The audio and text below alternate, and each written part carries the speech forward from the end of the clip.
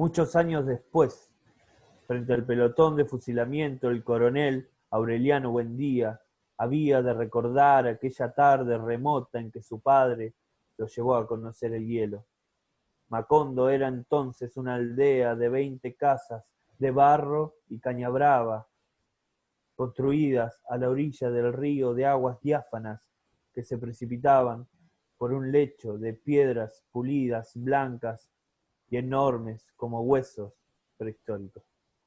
Bueno, muy buenas tardes a todos. Estamos en un nuevo capítulo de este canal de YouTube, Somos y Leemos. Nosotros somos Juan Machado y Sebastián Cariac y hoy vamos a estar hablando de un gran escritor, periodista, guionista colombiano que se llama Gabriel García Márquez, y recién Juan nos estuvo leyendo el comienzo, el primer párrafo de su obra maestra, que es Cien años de soledad. Así que bueno, Juan, te doy la bienvenida y como siempre agradecerte por estar acá con nosotros otra vez. Hola Seba, te saludo. Bueno, contento de estar acá otra vez y agradecido. Sí, lo que le hice es el comienzo de Cien años de soledad, de Gabriel García Márquez. Eh, el, el llamado padre del realismo mágico y el escritor más vendido del boom latinoamericano, ¿no? Claro, tal cual, sí. Él dentro de Latinoamérica es un gran representante de toda la escritura latinoamericana, pero del realismo mágico pareciera ser justamente el padre, y es ¿cómo decirlo? Un galardón que se ganó gracias a su obra maestra, que es Cien años de soledad, justamente donde él supo llevar ese realismo mágico a un nivel realmente supremo. Así que trataremos de ahondar también un poquitito en el resto de las obras de él, que tiene muchas y todas excelentes, donde algunas tal vez trata temas reales por su labor periodística, pero muchas se centran en esto, en su realismo mágico y en la utilización de esa exageración de la realidad, eh, mechándolo con cosas fantasiosas hasta no saber qué punto realmente qué es fantasioso y qué es real. Así que bueno, Juan, contanos ¿con qué nos vas a deleitar hoy, como todas las semanas? ¿Qué libro te ha llamado la atención de Gabriel García Márquez? ¿Qué tenés para decirnos de él? Sí, bueno, sus novelas son importantísimas, fueron las más vendidas de ese boom literario, ese cuarteto de escritores tan importante que tuvo Latinoamérica y que llevó la literatura latinoamericana por el mundo, ¿no? Que son Fuentes, Vargas Llosa, el grandísimo Julio Cortázar y Gabriel García Márquez, que justamente fue el más vendido de los cuatro, con sus novelas que además son tensas, pero, pero es un carnaval. Eh, García Márquez es un vendaval de descripción y lugares, pero también tener en claro que García Márquez tuvo un hermano mayor, que fue Juan Rulfo. García Márquez, cuando leyó Pedro Páramo, la novela de Juan Rulfo, la única novela que escribió Juan Rulfo, el mexicano, dijo, después de Pedro Páramo, no, no hay nada más para publicar. Entonces, él mismo cuenta que se puso el pasamontaña y fue a robarle a Rulfo. En base a la literatura de Rulfo, forjó toda su gran literatura, ¿no? No es que estoy tirando a menos a García Márquez, pero sí que se afirmó en la obra El Llano y Llamas y Pedro Páramo de Juan Rulfo para crear todo este mundo que creó García Márquez, un personaje totalmente político, que no se despegó de su ideología nunca, al, al revés de Vargas Llosa, que se fue de la izquierda a la derecha.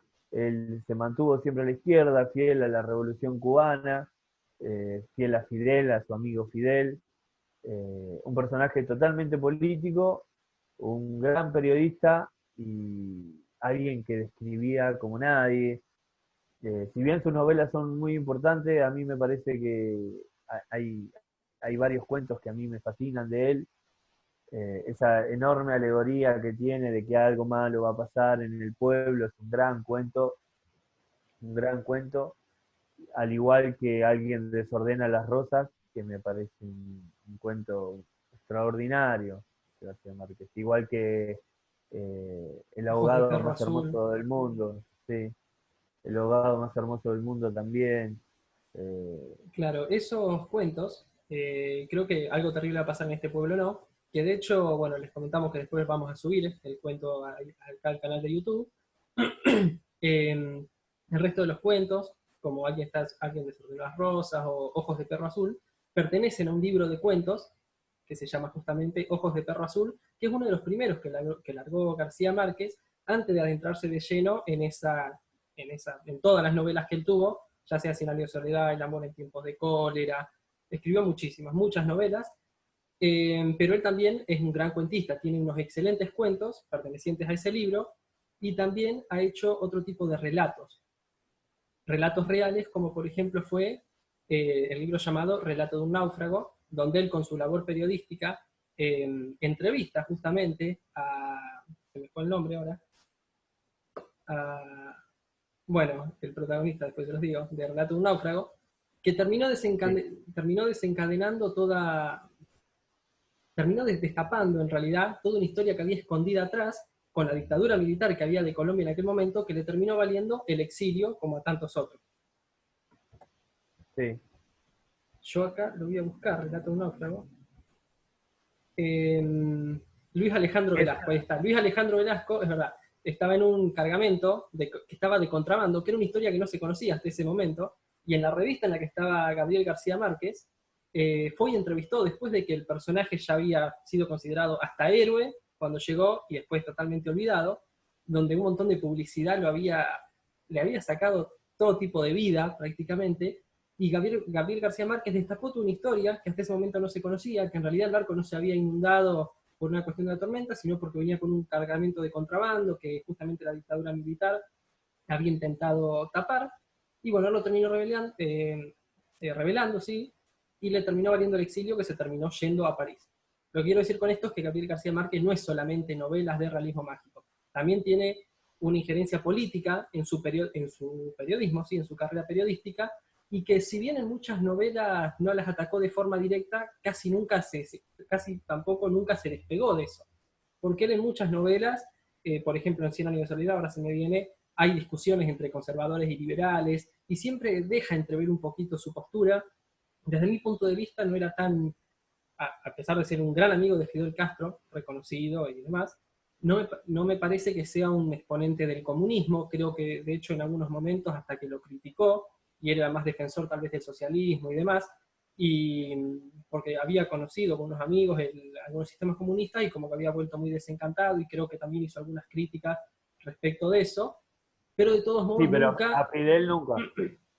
no, tal cual, a A, Fidel nunca, era a como una Fidel amistad nunca. muy fiel que tenía con él, a favor o en contra, ¿no? Esto es como siempre decimos, sin ánimo de defender nada, pero él eh, siempre se mantuvo del lado de la izquierda, digamos, ¿no? Él por ahí creía mucho más en implementar un socialismo en América Latina que realmente saque finalmente de todas las miserias en las que hemos vivido y estamos transcurriendo ahora, con el correr del tiempo todavía.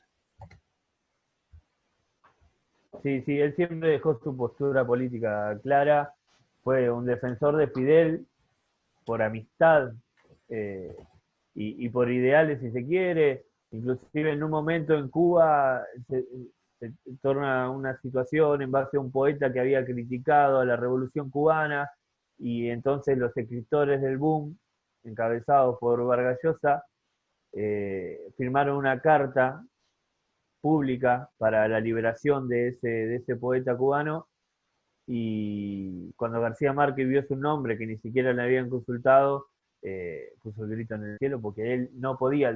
Sí, yo estoy de acuerdo, pero yo no puedo salir públicamente en contra de Fidel porque Fidel es mi amigo. Entonces, siempre se mantuvo de ese lado, y de ahí también hay muchas versiones, la pelea de él con Vargas Llosa, cuando Vargas Llosa le pega la piña, de que le deja el ojo morado y él se saca la foto sonriendo, que supuestamente, según Vargas Llosa, es por su mujer, porque algo le había dicho García Márquez a su mujer, eh, y otros dicen que es por postura política. También hay que tener en claro que García Márquez se encargó de hacer un personaje, esto de escribir con el mameluco y salir a la calle así, ir a presentación del libro así, y decir que para él la literatura era un trabajo día a día, como en un taller. también compuso un personaje, diferentes mitos que él creó sobre sus novelas, como esa media novela que mandó porque no tenía plata, que después mandó la otra a Buenos Aires, que después lo desmiente la editorial, pero no se termina sabiendo quién dice la verdad, ¿no? Pero en esto de crear un mundo como el que creaba en sus novelas, él lo creó con su propio personaje, creó su marca como Fowl, que lo hemos hablado también acá, tipos muy inteligentes que sabían cómo jugar este juego de vender, de entrar, de crear personajes y marcas, y que lo hicieron a la perfección, ¿no? García Márquez es el escritor más vendido latinoamericano del boom. Eh, Sí, es así. Inclusive estos cuatro nombres que nosotros decimos dejaron afuera a enormes escritoras y escritores como Saer, Di Benedetto, Borges es un hermano mayor del boom, Rulfo es un hermano mayor del boom, Roa Bastos, son grandísimos escritores que quedaron afuera, que se concentró en estos cuatro que fueron célebres, ¿no? Y muy vendidos. Mirá Pablo Neruda lo que decía sobre Cien años de soledad, me lo anoté acá, decía, es la mayor revelación de lengua española desde el Don Quijote de Cervantes. Fíjate el nivel que tuvo realmente esa obra. Y bueno, lo que les iba a decir, que él, cuando vos hablas del mundo que él crea, él creó una ciudad que no existe, que es Macondo, que es donde se lleva a cabo Cien años de soledad y donde transcurren algunas partes de otras novelas, que él un poco se basa en su pueblo natal de Colombia, pero que él le da todo un sentido y todo un contexto dentro de las familias que hay, de los Buendía, dentro de Macondo, que es algo icónico, digamos. Uno dice Macondo y conoce Macondo como si lo hubiese visitado, pero en realidad es algo que no existe. Lo que vos decías anterior, yo que estaba buscando, la utilización del realismo mágico de él, bueno, es algo que se ve en prácticamente en todas las novelas, y acá hay una parte de Cien años de soledad que se llama Un hilo de sangre, como para que tengan noción de cómo usaba él eso. Decía, tan pronto como José Arcadio cerró la puerta del dormitorio, el estampido de un pistoletazo retumbó en la casa. Un hilo de sangre salió por debajo de la puerta, atravesó la sala, salió de la calle, siguió en un curso directo por los andenes disparejos, descendió escalinatas y subió petiles. Pasó de largo por la calle de los Turcos, dobló una esquina a la derecha y otra a la izquierda. Volteó un ángulo recto frente a la casa de los Buendía, pasó por debajo de la puerta cerrada, atravesó la sala de visitas pegado a las paredes para no manchar los tapices, siguió por la otra sala, eludió en una curva amplia la mesa del comedor, avanzó por el corredor de las begonias y pasó sin ser visto por debajo de la silla de Amaranta, que daba una lección de aritmética a Aureliano José. Y se metió por el granero y apareció en la cocina donde Úrsula se disponía a partir 36 huevos para el pan. Ave María Purísima, gritó Úrsula. Fíjate de qué manera él te representa una acción yendo de lleno al realismo mágico, digamos, ¿no? Exagerando una Claro, y situación hasta el extremo, sí, además contando solamente ese pasaje, por todos los te lugares que te describe, lleva y los personajes que te muestra. te describe todo. Lo que vos decías antes de Macondo está sacado de Pedro Páramo, eso. Ahí está la influencia de Rulfo que yo te contaba antes. Rulfo crea Comala, que es un pueblo que está cerca del núcleo de la tierra y es de fuego. Y a ese pueblo va este personaje de Pedro Páramo a buscar a su padre porque se lo había jurado a su madre en su lecho de muerte. Todo es la influencia de Rulfo, por eso yo digo que Rulfo es el hermano mayor de García Márquez. Eh, Abrió una puerta cuando, cuando García Márquez lee Pedro Páramo, dice justamente eso. Después de Pedro Páramo no hay nada. Todo está ahí. Y él se mete ahí y crea su propio mundo. Y por eso es tan valorable. Por ahí se lo reconoce muchísimo más a él que a Rulfo, ¿no? Eh, pero Sí, algún día lo vamos a hacer a pero Rulfo también. ahí está la influencia tan importante, pero sin duda que creó un mundo increíble y vos fijate ahí como sin describir eh, detalladamente los lugares, te lo describe con el pasaje de algo, es como decir, el hombre cruzó el living, y él te lo describe así, es impecable García Márquez. Sí, sí, mira, yo de hecho, él usó en un momento en un punto él hace, ahora yo acá voy a leer un párrafo donde parece que habla de realismo mágico, pero un tiempo después, Eduardo Galeano, en Las Venas Abiertas de América Latina, habla de, ahora yo se los voy a leer, de un vagón que va con 3.000 muertos de colombianos que estaban reclamando a la United Fruit en aquel momento, que tenían los bananeros y demás, cómo eran explotados, y decía, ¿habrá estado tan equivocado Gabriel García Márquez cuando habló de la matanza de los, de los esclavos que estaban reclamando en ese momento y se fueron todos en un vagón? Ahora se los voy a leer, que cuando uno ya conoce cómo habla Gabriel García Márquez, dice, bueno, no, esto es realismo mágico, pero hay ciertas cosas, como siempre hemos dicho, que superan la realidad, termina superando hasta la imaginación de cualquier escritor. Se llama El Sí, lo vagón político presente y también. lo político presente, a eso iba. Se llama El vagón de los muertos. Y dice, cuando José Arcadio II despertó, estaba boca arriba en las tinieblas. Se dio cuenta de que iba en un tren interminable y silencioso, y de que tenía el cabello apelmazado por la sangre seca y le dolían todos los huesos. Sintió un sueño insoportable. Dispuesto a dormir muchas horas, a salvo del terror y el horror, se acomodó del lado que menos le dolía, y solo entonces descubrió que estaba acostado sobre los muertos.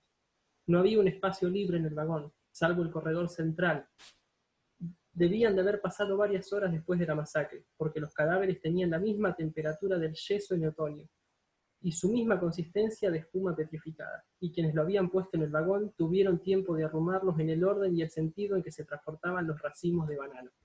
Fíjate él qué denuncia que hace ahí, mechándola entre todo el realismo mágico, como yo te conté recién, que cuando él te habla de, no sé, el párrafo sigue, pero en un momento habla de que tenían que ser como 3.000 muertos, dice que todos los habían acribillados a balazos, no sé qué, y vos venís con tanto esa fantasía que él te genera en ese pueblo que parece real, y que vos por ahí lo pasás por alto, ¿viste? Y el tipo te está haciendo ahí una denuncia real de un acontecimiento real, y que como muchísimas otras había quedado tapada. Sí, y ahí cómo maquilla esa denuncia, ¿no? Porque por su postura política, tranquilamente él, si dejaba bien en claro su postura política, esto de denunciar y eso, no iba a ser tan masivo. Es la realidad, porque le pasó a Cortázar. Cortázar también hacía esto que hace García Márquez, y el día que sacó el libro de Manuel, eh, perdió un montón de lectores, porque se paró políticamente. Y García Márquez era un personaje público, político, que denunciaba, pero que maquillaba con realismo mágico, y así todo fue muy masivo. Contar también que ganó el premio Nobel en el 82, que le gana el premio Nobel, por ejemplo, a Manuel Puig, el escritor argentino, que también quedó afuera del boom, el que escribió Boquita Pintada, El beso de la mujer araña, eh, le gana el Nobel y merecido, ¿no?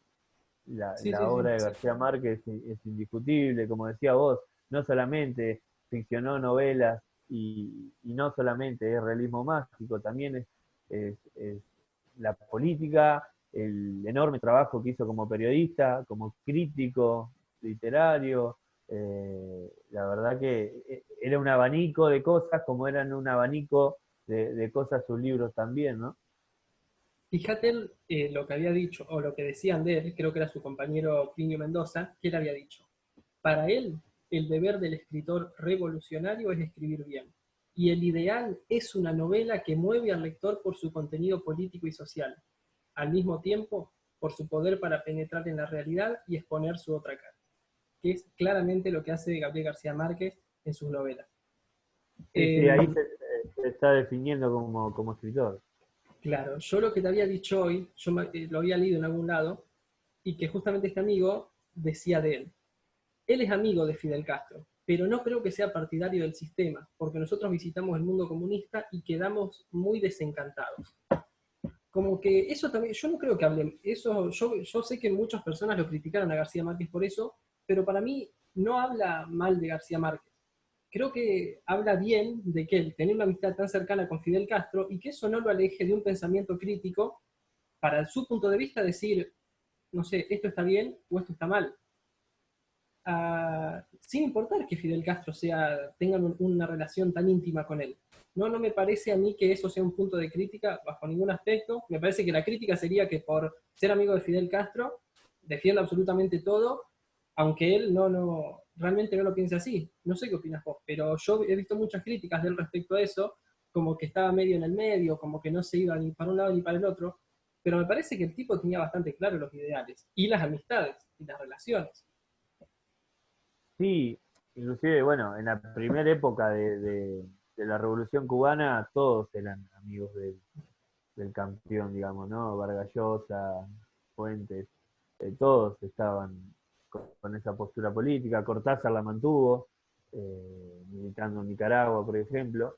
García Márquez también la mantuvo. Yo creo que él fue mucho más crítico puertas adentro con Fidel que públicamente, ¿no? Creo que la amistad que tenía se lo permitía. Se cuidaba mucho de criticar a Fidel fuera de eso, por más que debe haber alguna cosita que escribió, alguna crítica que hizo, pero creo que por la amistad que tenían, todo lo reprochable lo hacía puerta adentro.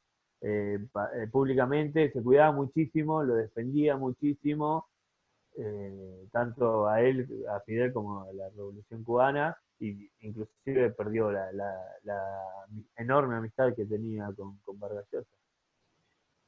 Sí, la realidad es que es muy difícil, no es muy difícil porque los hay, pero la gran mayoría me da la impresión, por lo que voy a decir es medio polémico, pero me da la impresión que la mayoría de los escritores latinoamericanos que, que han vivido en aquel momento, es muy difícil que no defiendan la Revolución Cubana.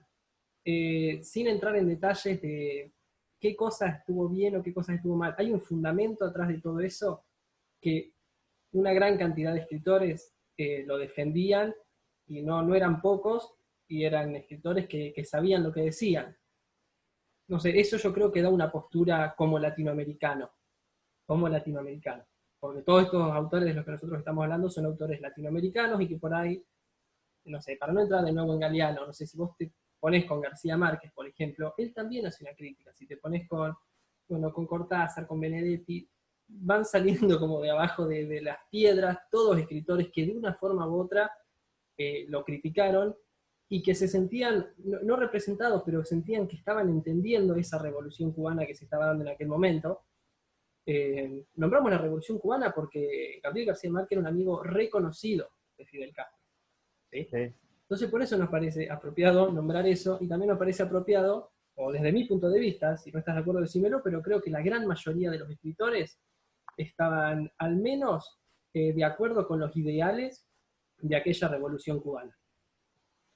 sí, lo que pasa es que estos escritores que nosotros nombramos eran masivos, y lo masivo y popular siempre va a estar de este lado, digamos, ¿no? Siempre lo masivo y popular está del lado de la Revolución Cubana, porque la Revolución Cubana eh, comprende esos intereses de las grandes minorías. Entonces, me parece que en ese sentido siempre los escritores masivos estuvieron de ese lado.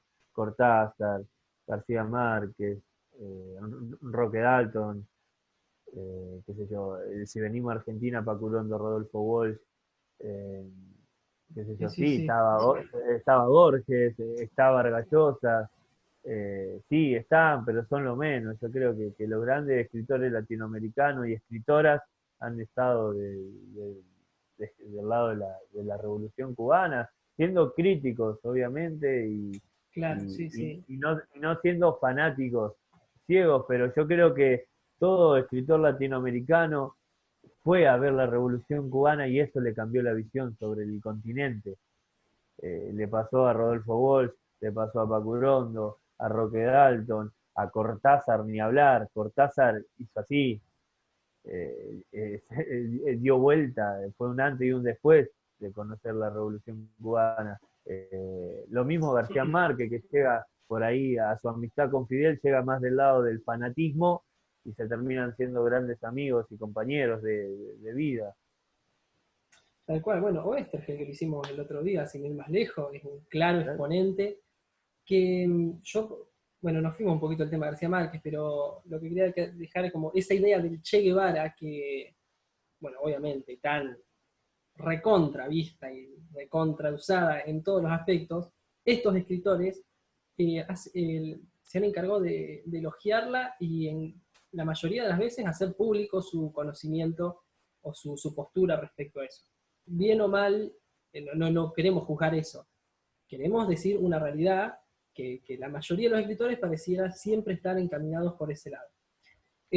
Bueno, para ir, vamos a, no sé, para nombrar alguna otra obra de también García Márquez, que para ya ir cerrando, él hizo El coronel no tiene quien escriba en el 61, que fue claro, fue como su arranque, digamos, fue su despegue. Cuando uno ve por ahí ve cierta, no sé si inocencia, pero estaba en proceso el escritor que iba a terminar siendo, y en sus recursos literarios me da la impresión a mí que se ve realmente que ahí él estaba comenzando con una historia espectacular, también, y con esa particularidad de los pueblos, bueno, porque habla de un coronel que está esperando siempre una carta que nunca le llega, y esa fidelidad del coronel con el gallo del hijo, ¿viste? Toda una historia muy particular, muy buena, y de una lectura bastante agradable, me parece a mí. Me parece que ese también es un libro recomendable por eso, porque uno por ahí cuando se topa de lleno con, por ejemplo, Cien años de soledad, dificulta un poquito la lectura. Es un libro excelente, pero como siempre decimos, hay libros que te fuerzan un poquitito más. Si uno no tiene cierta constancia en una lectura, tal vez le cueste seguir el hilo o terminar una obra tan larga como por ejemplo es Cien años de soledad. Donde él, la última aclaración y seguís vos, siempre toca temas como la soledad. ¿Sí? Por ejemplo, ahí te nombré, el coronel no tiene quien escriba, y enseñan Cien años de soledad también, El amor en los tiempos de cólera también, en Crónica de una muerte anunciada también, bueno, ni hablar, Relato de un En, náufrago. en los cuentos de los funerales de Mamá Grande, que también es del 61, 62 por ahí, también aparece como hecho recurrente esto de la creación del pueblo, del contexto que le remite tal vez a su niñez y a esa Colombia profunda, y que es recurrente esto, la soledad, el pueblo, la minoría. Creo que son los temas que él elige tocar en todas sus obras.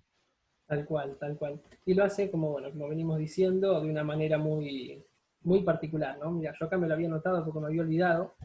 Una de las críticas más duras que tuvo él, que fue con la última novela que sacó, el de Memoria de Disputas Tristes, que habla de un hombre muy adulto, que está con adolescentes, y que en un montón de lugares hasta lo censuraron, digamos, un libro también bastante particular, pero creo que un poco lo que él buscaba era también generar ese pudor de otro punto, pero logrado al fin, porque como siempre, como siempre decimos, no, como siempre digo, cuando vos tenés así obras que por ahí fueron muy censuradas o muy castigadas, ¿viste? Alguna fibra que no tenían que tocar, tocaron, ¿viste? Y no sé, al menos te da que pensar, desde mi punto de vista, yo siempre por ahí veo así obras que escucho que fueron censuradas o eso, cuando las lees decís, y puede ser que haya sido censurado por esto, y por ahí toca en un punto donde nadie quiere que se toque. A mí me parece que lo que hizo García Márquez en ese libro, como en otros también, pero en ese libro particularmente, que creo que fue uno de los que más críticas tuvo, fue tocar eso, tocar un tema bastante sensible, no sé si bien o mal, pero tocó un tema sensible, un tema con el que es por ahí difícil hablar, y eso terminó desembocando en esa crítica que tuvo él. No le sacó mérito en absolutamente nada, porque García Márquez fue y va a seguir siendo uno de los mejores representantes de Latinoamérica en la escritura, pero bueno, también tiene esas manchitas, ¿no? Hay que decirlo. Sí, sí, y yo creo que también son jugadas que tuvo, de que le pareció que era por ahí, y jugársela de esa manera, Tenía y la que espalda para muchas hacerlo veces también. tenía la espalda para hacerlo, y si sabía que le salía mal y que le jugaba en contra era García Márquez. Tal cual, amigo. Así que bueno, creo que hemos hecho un buen pantallazo de Gabriel García Márquez. Muy difícil tocar, Invitamos a leerlo, tal cual. obviamente, arrancar por sus cuentos, El abogado más hermoso del mundo, Alguien desordena las rosas. Son cuentos muy amables, muy lindos. Si bien, por ejemplo, el abogado más hermoso del mundo es un cuento a mi gusto de fantasma, de horror, está contado con tanta dulzura, con tanto color, como cuenta García Márquez, que está contado con olores, con colores, eh, y, y es amable el cuento, así sea un cuento de terror, si se quiere. Sí, sí, tal cual. Eh, Lo que queremos por ahí fomentar con esto, perdona, me te interrumpí, es que justamente es imposible en media hora meterse de lleno en un personaje con semejante trayectoria como es García Márquez, pero lo que queremos tal vez por ahí fomentar un poquitito o despertar el interés en una lectura y que arrancar, está bien, viene el consejo, por ahí arrancar por esos cuentos despierta ese interés por seguir leyendo cosas de García Márquez, que como decimos, si por ahí te metes de lleno con su obra maestra, es mucho más difícil porque tiene la lectura es algo un poquito es excelente, pero es un poquitito más dura para alguien que tal vez no tiene esa lectura o ese hábito por la lectura. Así que, sí. bueno, Hay un cuento, por ejemplo, que se llama, creo que se llama Sábado, no estoy seguro, que es un tipo que entra a robar en una casa un sábado y se hace amigo de la mujer que vive en la casa y de la hija y empieza a ir todos los sábados a robar por esa amistad que había creado mientras el marido no estaba. Y es un cuento también muy que te invita y te mete a ese mundo de García Márquez. bien, bueno amigo, la verdad que me parece que lo hicimos bastante completo. Bueno, los vamos a invitar, como siempre, a que nos sigan, a que nos den me gusta si les gusta, a que nos den que no les gusta si no les gusta. La próxima semana, porque en el video anterior nos comentaron que quería que hagamos de la poeta argentina Olga Orozco. No la teníamos en los planes, pero bueno, la próxima semana la vamos a hacer ella. Así que si algún otro nos quiere recomendar algún personaje, nos deja en los comentarios. Encantado, si estamos en condiciones de hacerlo, encantado lo vamos a hacer. Así que bueno, que nos sigan por Instagram, en Somos y Leemos, que nos sigan en Facebook. Y bueno, agradecerles como siempre por mirarnos. Y bueno, Juan, no sé si tenías algo más para decir. Yo iba a cerrar con un fragmento de él que hablaba sobre la soledad de América Latina. No, muy bien, agradecido una vez más. Hoy te vas vos leyendo, yo no. Son unos días medio difíciles, pero bueno, la estamos remando. Dale, amigo, gracias como siempre. Y bueno, voy a hablar de qué es lo que hablaba García Márquez sobre América Latina. La interpretación de nuestra realidad con esquemas ajenos solo contribuye a hacernos cada vez más desconocidos, cada vez menos libres y cada vez más solitarios.